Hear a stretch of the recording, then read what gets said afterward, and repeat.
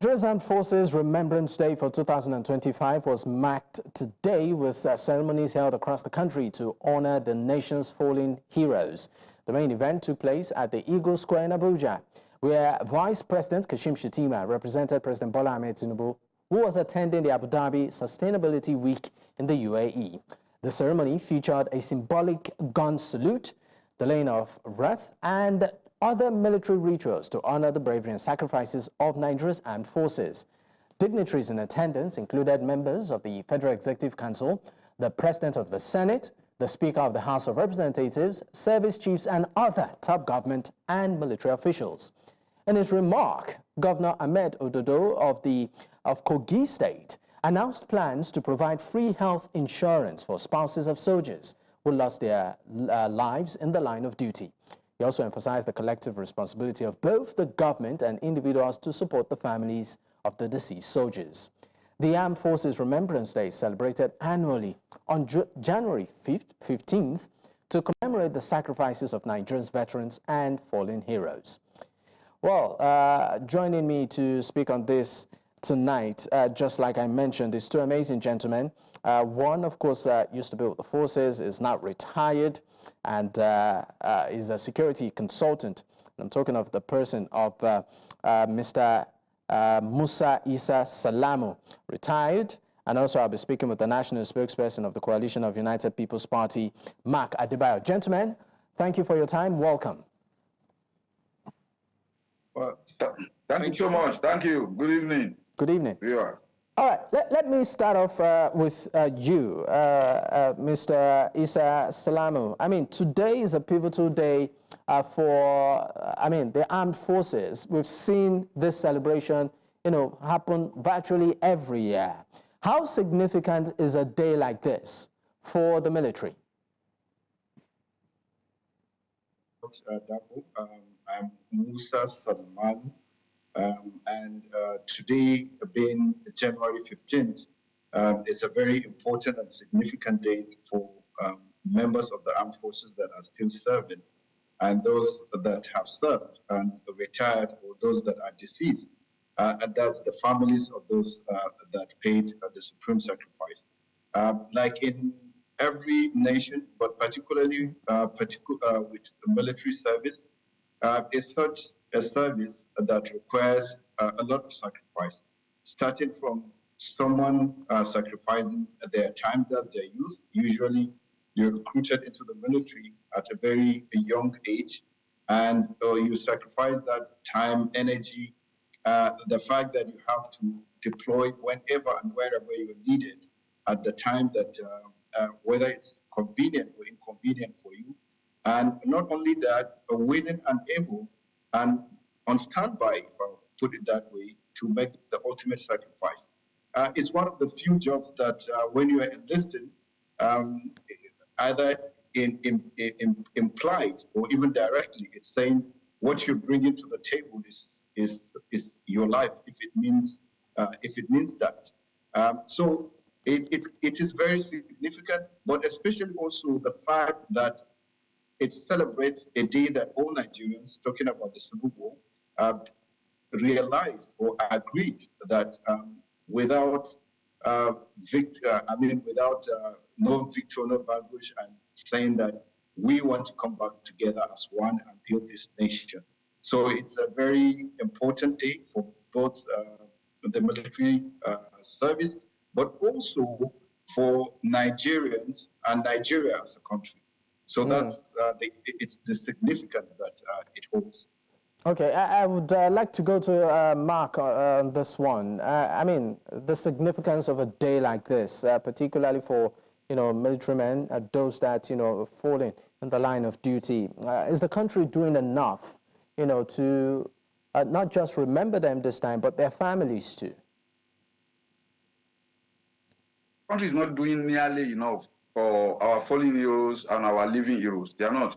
Just a few days ago, you saw that retired military men and women came to protest in Abuja, just because there was non-payment of their pension allowances and the rest of that. I mean, that is a shame of the country. This, do you know that Nigeria has one of the best armed forces in the world, especially in Africa? And these people are They are sacrificing their lives and limbs for the safety and security of this country, but they are not being properly, adequately appreciated by this country. It's quite unfortunate. I give kudos to our armed forces. I give kudos to our men and women in uniform who are sacrificing their lives and limbs for the sustenance and security of this country, for the territorial integrity of Nigeria. Kudos to them, they are doing very well. But we can only hope that government will pay attention to them, whether they are retired, whether they are still serving, or whatever condition they may be. I want to give kudos to the Kogi State Governor who has announced scholarship and the other relief things for the families of fallen heroes of our country. The federal government should be at the we should not be hearing, we should not be seeing, retired military men and women protesting to collect what rightfully belongs to them. These are people, some of us, people who are working in the civil service in this country. You are contributing your credentials, your experience, and everything. These are the people who have donated their lives, their very lives, irretrievable lives, into the service of the country. So nobody should be owing them anything. In fact, I believe that there should be a bumper package of retirement benefits for every member of the Nigerian Armed Forces. And then for those who are paid the supreme price, it is criminal. It is criminal negligence for the government to neglect, abandon their families to the vagaries of this economy, to the vagaries of politics, to the vagaries of the elements. It is quite, it's inhuman, it's unthinkable, and it's reprehensible. I mean, our armed forces, the people who risk their lives for us, should be the people that we should take care of first. They see our politicians. I'm sorry, I'm sorry, I need to come in here, Mr. Mark. You said that a lot is not being done for the armed forces, but we know that sometime last year, around December, President Bola Ahmed Tinubu, ordered the immediate payment of military salary increase, along with 3 months of arrears, and also released funds for the payment of pensions and other owed entitlements of retired military personnel. I mean, wouldn't you also want to say that that's an effort, by this current administration to sort of boost the morale of those in the force? Okay, what is the result of that largesse? Why are we having retired military men and women coming to Abuja to protest? Why are we having them? If those things, if the policy, if the president has truly given the approval, maybe the policy was not implemented. And if it was not implemented, the box is stopped at the table of the president. So he must bear responsibility, must take responsibility for this. If he gave an instruction that has not been implemented, you cannot have military men and women coming to protest and the families of the fallen heroes to come to Abuja to begin to protest before you take care of their benefits, of their emoluments, of their retirement and everything. Why are we allowing them to suffer a second time? Why are we allowing our armed forces men and women to have double jeopardy, having risked their lives and lives for the territorial integrity of this country? Do they have to protest to collect what rightfully belongs to them? This is where it is. Yeah, the president might have done that, but where is the result? Where are we having protests? Let me come back to Musa. Musa, you were part of the force at some point. Can you just take us through what your experience, was like, particularly in terms of, will I call it compensation, remuneration?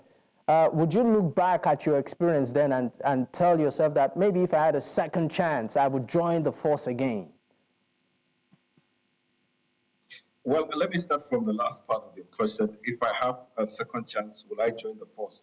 The answer is yes, because the major motivation for joining the force, let's face it, is because you want to offer service. The primary motivation, you don't get rich to stay by joining the force. So if it's the primary motivation is money or getting rich, then the military is not where you should look. Perhaps one should look elsewhere. Having said that, though, talking about remuneration and my own experience, I'll say yes, the remuneration compared to other civil servants or public servants, it's fair. Since when we were there, and I know that even after we have left, there's a lot of efforts that have been made to improve on that. In terms of also a retirement benefit, we had in the news just recently that have been the president signed into law the harmonized terms and conditions of service, which tried to look into all those issues of remuneration and pegs for office when even in retirement. So generally looking at the economy, looking at comparing with other civil servants and other public servants, you find out that yes, I would say that there's a lot that has improved over the years, and much is being done again. But I know if I could say, is there room for improvement? Definitely yes. We're not having the best that could be, but I think a lot has improved from. So let me give you a kind of put a framework to the. Work within a framework. I joined the Nigerian Defense Academy in 1996. I was commissioned 2001 and served in the Nigerian Air Force till 2017. During that period, I know a lot had changed since when we were cadets, when we became officers, and even after my retirement, I know that a lot has been done in terms of improving on the welfare and emolument. Is it enough? Can something be done? Is it enough? Not at all. Can something be done to improve on the situation? Yes. But personally, I felt there has been a lot of improvement since we were in the service and long after we retired. Okay, I'm going to stay with you on the issue of remuneration. I would have loved it if, you can actually disclose, how much you were earning then as, an officer, for the benefit of Nigeria, even though I have some figures here which I may not be able to entirely verify. You said in your statement that if it's money that is the motivation, that may not just be, a profession for you, but it has to be passion. I'm seeing, for instance, a second lieutenant. I stand to be very corrected here. A second lieutenant commissioned officer earns around 120,000 naira per month. A lieutenant, 180,000. A captain, about 220,000 naira. Like I said, I stand to be corrected. A major, about 300,000 naira. And then the general earns about, say, 1.5 million naira monthly. I stand to be corrected. Like I said, now non-commissioned officers, an army warrant officer, 180,000. Master warrant officer, 120,000 naira. Warrant officer, 95,000 naira. A staff sergeant, 80,000 naira. Sergeant, 70,000. Corporal, 60. Lance corporal, 57. Private soldier, 50,000. You look at these figures and you put it, vis-a-vis what soldiers earn in other climes, maybe the US. How do you stay motivated on the job? So I still go back to my first point, which is if it is money that you're looking for, then the military is the wrong place to be in terms of operations and the rest. I'm not in a position to verify those figures or to say whether they are correct or not. I can only know when, up to the time that I retired, and that was 2017. After that, a lot has happened. So I am not in a position to actually say these are the figures given to the operation. However, like I said earlier on, that compared to other regular civil servants and the rest, the military is slightly remunerated higher than the average civil servant. Saying that, is it enough when you compare with other clients, or when you compare, say, in the US and so on? I think it's, and here I'm not an economist, but I think it's slightly unfair to compare, say, the salary of a civil or public servant here in Nigeria with that of the US, when you look at so many factors, the economy and so on and so forth. But having said that, I still insist that one, the military is not the place that you get in to get money or to get rich. It's about service, and I think if most of the people that got in there did not see it as a job, kind of entering into a job that is 9 to 5. No, they saw it more as a calling and felt that it's an opportunity to contribute their own culture to the nation building. However, in kind of doing that and for consideration of their service, something is given to them that keeps their family, or so that they can be able to take care of their family and their own immediate needs. So I'm not the right, I might not be in a position to say what the figures are today. I get you. We just wanted, some sort of insight, given the fact that you are, once, and still, of course, they will say once a soldier, always a soldier, with the force. But at this point, we'll go on a quick break. When we come back, we'll also take the reaction to this from the spokesperson of the Coalition of United Political Party. His perspective on this. Do stay with us. Many thanks for staying with us. This, of course, is still Politics HQ, and we are looking at today being the Army Remembrance Day in Nigeria. Matters arising around security and the welfare of men in the military, as they, of course, gallantly face the enemies of the country and ensure that we are united. I have my guest with me, Wing Commander Musa Isa Salamu, a retired Army officer and is also a security expert. He joins virtually from Abuja. I also have Mark Adebayo, is the national spokesperson for the Coalition of United Political Parties. Both gentlemen are joining me virtually. Thank you for staying with me. Mark, I'll just quickly take your reaction to what you feel, as regards the, what I call the remuneration right now, generally, of the officers. You said that more still needs to be done. Maybe you might just want to be specific in areas you feel there needs to be improvement. Well, in terms of the salaries, you can see that it's a miserable, the salaries are at a miserable level. I cannot imagine somebody who has put his life on the line, is in the bushes, fighting Boko Haram, fighting ISWAP, fighting kidnappers, and is getting, even as a lance corporal, getting 50,000 naira, which is even less than 70,000 naira minimum salary of Nigeria. If what you have, this figure you have given to us is anything to write home about, it means that it's nothing to write home about.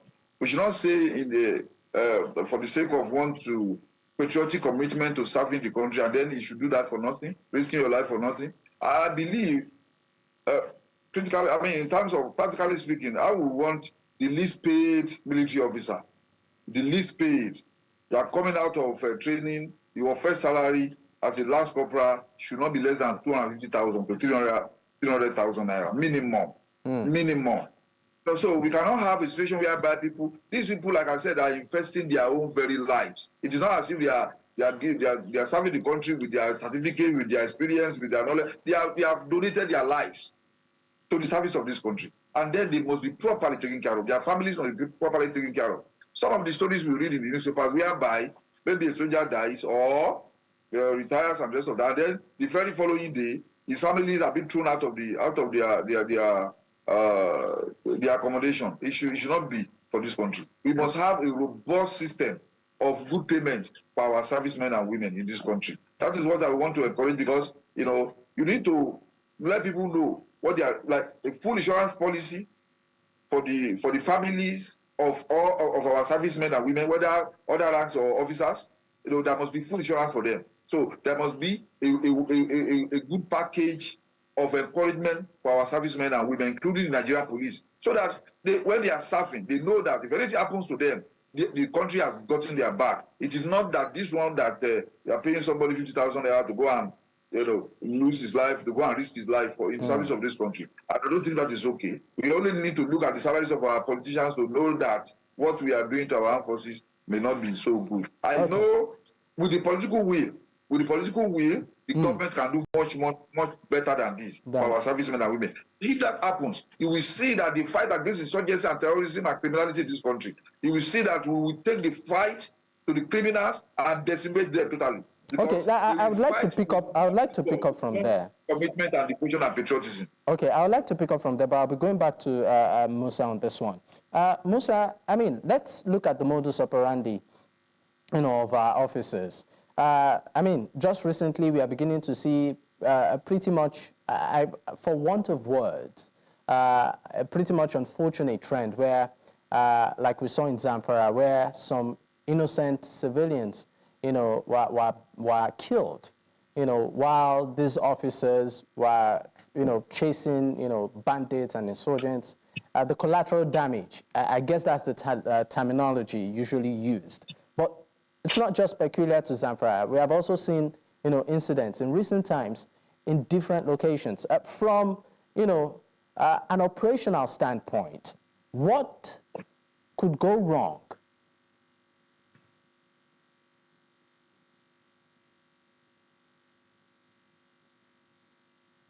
I think you're muted, sir.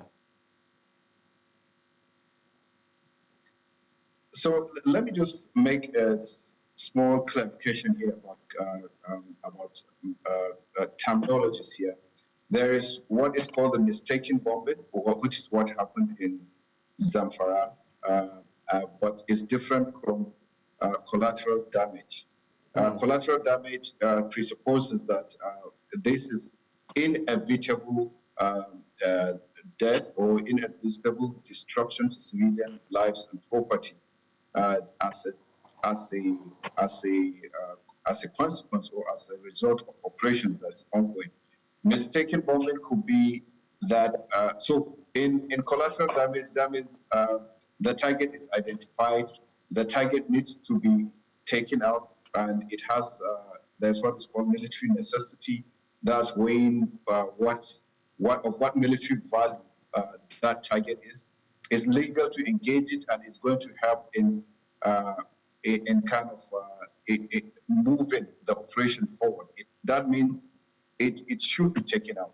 But in doing that, and all calculations and all steps have been taken to ensure that there is no damage or cost to civilian property or undue damage caused to civilian property, then it goes ahead and something happens. That is what collateral damage is. All necessary precautions have been taken. Mistaken bombing in this regard is when the target is not the intended target. So you remember, this one is legitimate target, but this might not be truly a legitimate target. However, it is engaged because of so many other factors, which could be because poor intelligence, it could be weather, it could be so many other reasons. But so those are the very similar but very need to distinguish between these incidences.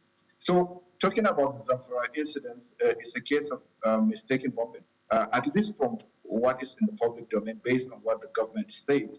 And what it shows is that there is need for more collaboration between, or coordination, if I put it that way, between the platforms or the operators in the air and those on the ground, kind of in terms of communication, in terms of the intelligence that is used in engaging those targets, and also so many other precautions that need to be taken to ensure that the wrong people or the wrong persons are not engaged or unduly harmed or civilian property is damaged. So yes, it's one incident too many because we've had a few in recent time. What it points to is that there is a need to review some of these processes that are used, some of the procedures, and even the equipment, or that's in terms of the platforms or even the munitions that are used for such strikes. That is what it points at. But of course, the Air Force has, there's going to be a probe, or will I say, an investigative panel, which is already sitting. So not to preempt what the outcome of that investigation will be, what it shows from what is in the public domain is that more needs to be done in terms of equipment, in terms of procedures, and in terms of processes. Okay, let me leave you and come back to Mark. Mark, now the Coalition of United Political Parties, that's your party, CPP, you know, is urging Nigerians in a recent release to reject President Bola Ahmed Tinubu and the All Progressives Congress in 2027 elections. Now, the reason is largely due to the growing insecurity in the country, which, of course, your party blames the APC for its perceived failure to address this menace. I'd like you to speak on that. Why do you think the president should go? What informed that press release was the unfortunate incident, that led to the killing, the cold-blooded murder of 40 innocent farmers in Borno State, which was very unfortunate for him to remain. And I will know that it's in Taraba, in Zamfara, in Benue, just 2 weeks ago. In fact, Benue has become a daily affair, killings, bloodshed every day. I don't think that the government has gone to sleep about this. I think, you know, because of the record, the palace, the very poor record of the security architecture management of this country by this administration that led to that press release. Because we have seen what the current administration can do in the area of the economy, which is they have scored 0. In the area of security, they have scored less than 5%. In the area of you know, in every area, in every on a scale of on a scale of 1 to 10, 10 being the highest, right? How would you scale the administration of President Bola Ahmed Tinubu so far? On security? On security, economy, please let me finish. Security, economy, maybe foreign relations, and any other issue you feel should be on that list. Security 2%, economy 0%, international relations 0.000%. What we are is Nigeria. So you are saying the administration has scored 0 on a deficit? Absolutely, absolutely. You are right. So it's a double-digit 0. So, if not multiple zeros. So that is it, especially in the area of international relations. Where is Nigeria today? Why do Nigerians have to travel to Togo, to Ghana, before they can get visa to go to UAE? But we also have the president going around the world, attending top summits, rolling with other presidents, looking for foreign direct investment. And it seems to be well received. Now, yeah, it's very. What are the results? What are the benefits of all those tours and travels and the many trips the president has embarked upon abroad? What have been the results to Nigeria's identity and status in the among the committee of nations? That should be. It is not about your activities; it's about the result. What is the ROI? What is the return on investment of your policy on the economy, or you're moving around the globe, or on the security? What are the returns on investment? Those are the things that Nigerians want to know. You know, when people are giving all these figures, 30-something percent increase in this and that, how does that reflect in the market? And how much you buy pepper and meat and fish and the rest of that in the market? You know, those are the things you need to look at. So it's not about the president has been going around fine. He's saying that he wants to, he wants to bring in investment to the country. He wants to attract investment to the country. He wants to attract dollars to the country. Until that begins to work. When it begins to work, that is when you cannot confuse the scaffolding for the building. There are two different things entirely. That is it. It's not about what he's doing. It's about the result. What are the results of what he's doing? What are the results? So we are talking about security and the issue. No, your state governor just raised an alarm. Just less than 2 years ago now that you can see that the movement of ISWAP and Boko Haram elements to the southwest. You know, that is quite alarming. That is very dangerous. And all the governors in the southwest agree that to the fact that there are elements who are running away from, maybe due to the pressures from the military in the north. They are moving away towards the south. So they are going towards the southwest, and they are beginning to set up, cells and camps and forward operating bases in the southwest. Hopefully, the intelligence community and the military will be able to be proactive in making sure that before those people now establish themselves in the southwest, they'll be able to, to decimate them.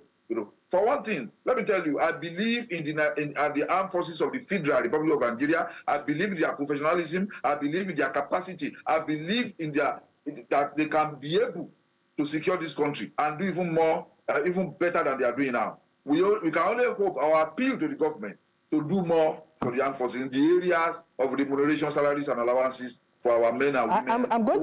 I'm still going to stay with you on performance, right? Particularly, let's even just dwell on the economy. For instance, Nigeria's GDP grew by 3.2% year-on-year in the second quarter of 2024, surpassing the 2.51% expansion, in the second quarter of 2023, and the 2.98% in the previous quarter. I know you said that some of these figures, if it doesn't translate to the pockets of people, it really, might not make sense. But we've also had an administration that has said that, look, in spite of the slow economy, the GDP has experienced some level of boost, and also appealed to Nigerians that, look, these policies might be difficult, but they should be given a little more time to mature.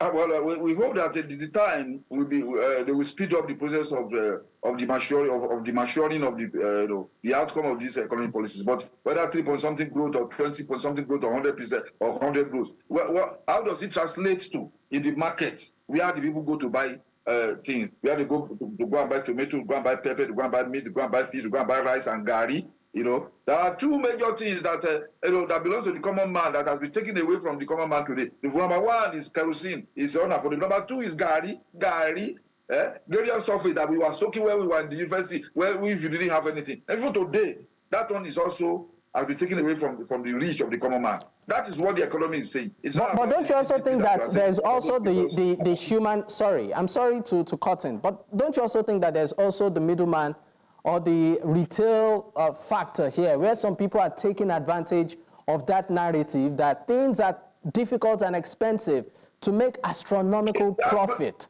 In the absence of government competency, that is what you see. What does government exist for? If these middlemen are creating crises, then you take care of them. You take care of your subsidy because of people who are misusing and manipulating the subsidy regime to reform this country. You took it out. There's a way you can deal with the middlemen. Where do we have the government? The government is there to take care of the interests of the people. If the middlemen are creating crises and creating problems, then you deal with them. Simpliciter. That is it. The government cannot pass the buck. You cannot pass. When you get to the government, you don't give excuses. What you do is to perform. It's not about excuses. We are failing because of this. We are failing because of this. We are failing.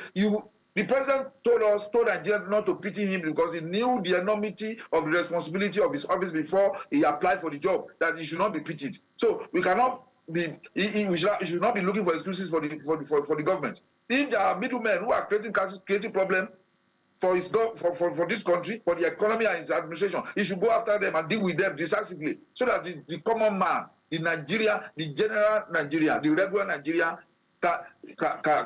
can live in peace. They can breathe. The president said, let the poor breathe. He should make sure the poor are breathing in this country. For now, the poor are being choked. The regular Nigeria is being choked. So the president must rise up, deal with whoever or whatever is causing problems for this country. The economy is not smiling. The economy is not. We should not try and sugarcoat anything. The economy is not doing well at all. Okay, so, we'll go on this break. Competent people in government, these things will not be like this. Okay, we'll go on a quick break, right? When we return, we'll also look at what the president did say as regards the economy. He said it on the floor of the House that he hopes to drop inflation from 34+% that it is right now to 15%. What does the CUPP think of this? We'll be right back after now. Many thanks for staying with us. This, of course, is still Politics HQ, and we are looking at matters arising around security and also the economy in the country, with particular reference to a peculiar day today in Nigeria, the Armed Forces Remembrance Day. I still have my guest with me. Gentlemen, thank you for staying with me. Let me go to you, Musa.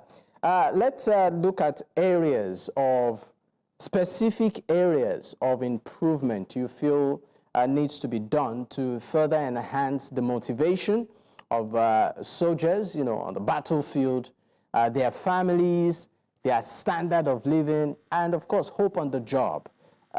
Can you, with bullet points, highlight some areas of immediate intervention? So in doing that, I think I'll look at it in three different areas for institutional responsibility. So taking a look at the military itself, and then perhaps the government and the wider Nigerian society. With the military, there is the need to refocus on training. Training is very important because it is the basis of everything that the military does. It's the basis of professionalism. It's what ensures that the military gets the work done without much mistakes, as we're seeing. And then secondly, in terms of within the means that is available, improving on the welfare of the personnel. That's in talking about their accommodations, the well-being, welfare and well-being, accommodation, the family, taking care of their families that they leave behind when they're deployed to the front, talking about hospitals, healthcare, and so those basic things that ensure that the soldier, when deployed in the field, is not constantly being reminded that they are lacking back at home. There are some that are within the ambit of the military and within the resources that they can handle. There's need to improve on that. Then generally, still talking about the military, there is the need to improve on the issue of accountability. Accountability in the means or in the deployment of resources and prioritizing what those meager resources should be used for. And general welfare in terms of the terms and conditions, like things that are more to do with human resource, that's career progression and so on. If the military can take care of that at its own level, then immediately, which is the immediate environment of the soldier, he's encouraged to go out there to fight. The second one being the government is one to ensure oversight. There is need for oversight of the military as an institution in terms of their operations, in terms of the equipment, and in terms of procurement, and in terms of use of resources. Then government also needs to improve on even also the acquisition of those equipment and kitting. There is an aspect that the military does by itself, using the resources made available by government, but there are procurements that are far beyond what the military can do. So the government is to set in here to look at the issue of technology. How do we improve on the use of technology, which will now reduce the incidences of mistaken bombing and so on and so forth. That also ensures that the soldier is more protected as he takes the fight to the enemy.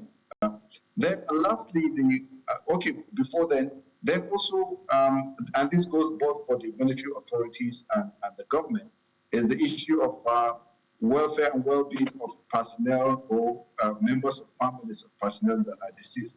I know there have been programs that are put in place, like there is life insurance that is there is also scholarships, but more needs to be done. Then lastly, the Nigerian society, or the wider Nigerian society is it's not out of place to appreciate the efforts that the military does, despite the challenging circumstances that they find themselves in. When we tell someone well done, I think he feels encouraged to do more. All right, thank you so much. I know that on the part of the general public, giving back to the military, in many, public spaces, there's usually, will I call it a donations box to the armed forces. I've seen it in some public spaces where, they would ask you to give generously to the, military. And I know that other institutions, NGOs and all, there are some that, try to, in a way, ensure that the armed forces is taken care of. But a lot still needs to be done. We'll go on another break. When we return, we'll be, of course, asking the CUPP what it thinks on its final thoughts on the president's economic policy. Stay with us. Many thanks for staying with us. Of course, it's still Politics HQ on News Central Television. The final minutes of the program, let me come to you, Mr. Mark Adebayo. The president has said that he hopes to drop inflation from 34+% to about 15% And he also said he hopes to sort of strengthen the value of the naira from then 1,700 to about 1,500. I think as of today, there has been some sort of significant drop, almost near 1,500. I would like you to speak on this. For the inflation drop, many are asking, how does he hope to achieve this? What does the CUPP think? Well, we don't think that the president will be able to achieve what he has said. He wishes were horses, even beggars will ride. But it is not about wishes. Maybe he hopes, he wishes that he will be able to achieve it. But we have not been able to see that in terms of, capacity and competency on the part of the president to be able to achieve what he has said. Because since he has come to power, which of the promises that he has made has he been able to achieve? The situation of the energy and power in this country is getting terribly worse. In fact, I think it has not been this bad. This government came in, national grid collapsing every other day, collapsing. In fact, the Minister of Power told us 2 days ago that he cannot guarantee that the national grid will not collapse again. So that is, and then anything that has to do with energy and power, it will definitely affect the economy. There's no way the inflation will be driven down when you have a situation whereby you have a double, triple-digit inflation rate when even the policies that the government is implementing is working contrary to the economic benefit and progress of this country. That is the issue. I do not see how it's going to bring down inflation when every day the naira is collapsing against the dollar. So there are many things that are supposed to be. There are fundamentals. There are certain fundamentals that are supposed to be dealt with that are not being dealt with at the moment, and it has to do with the area of competency, capacity, or lack of it. That's where we are having challenges. They may wish to do it, but the know-how, the capacity, the competency to be able to implement, it doesn't seem to be there. It's not there in the area of security. It's not there in the area of the economy. It's not there in the area of international relations, even the area of sports. And if any wise government will know that if you really want to make Nigerians happy, if you really want to get the economy right, if you really want to have a more patriotic citizenry, you should be able to invest more on sport. And you get our youth, overwhelming number of youth, busy doing something and making money out of it. Billions of naira coming from sport, any kind of sport that you can think of. Is it boxing? Is it soccer? Is it basketball? All those things. They are not. They should develop all those areas. It's also part of the economy. Nobody should look at sport as just for mere recreation. Sport is a multi-billion-dollar economic activity all over the world. So the government should look at that. Okay. But there's no vision, you cannot look at anything, and there's no competence, there's no capacity, there's no commitment, and there's no political will to be able to run this country well. That is the deficit. That is the political deficit that we have with this government, and that is our area of disagreement. All right. Thank you so much, gentlemen. But our time, of course, is far spent. I'd like to say a big thank you for your time on the program. We're Commander Musa Isa Salamu, retired security and development expert, of course, joining virtually from Abuja, and also Mark Adebayo, national spokesperson, Coalition of United Political Parties, also joining virtually from Abuja. Once again, gentlemen, thank you for your time. Thank you for having me. Thank you. Right. Great. It's been a great one tonight. In case you missed out, you can catch up on our YouTube platform. That's at News Central TV. You can also follow us across social media with the same handle. It's on your screen there. You can choose to follow me personally at Dakpo, at Digboye.